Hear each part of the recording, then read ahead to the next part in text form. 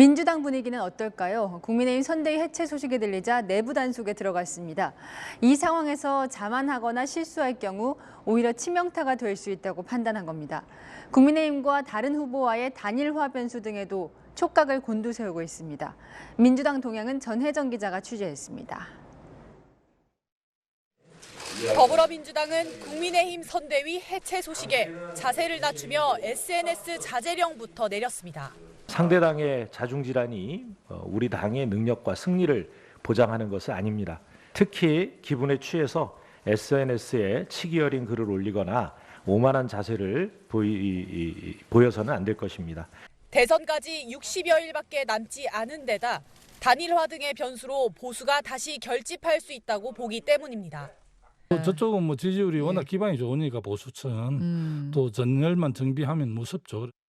이재명 대선 후보 또한 몸을 낮췄습니다. 정말 민심이란 하늘의 뜻처럼 두려워해야 되는 것이라고 생각합니다. 국민들께서 전적으로 저희를 지지해서 나타난 현상은 아니라고 보기 때문에 선대위 인원 30%를 지역구로 파견하는 추가 개편을 조만간 단행하고 지방선거 공천의 대선 기여도를 반영하는 등 전열 정비에도 집중했습니다. 일각에선 윤석열 후보가 김종인 전 총괄선대위원장을 배제한 데 대해 비판을 쏟아내며 국민의힘 동향에 촉각을 세웠습니다. 이거는 사실은 어떤 의미로 배우망덕한 행위거든요. 정치에서 보면.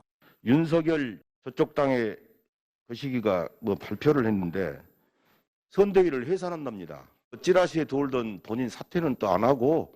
윤 후보가 오늘 토론 가능성을 열어둔 데 대해선 토론에 적극적으로 참여해달라고 촉구했습니다.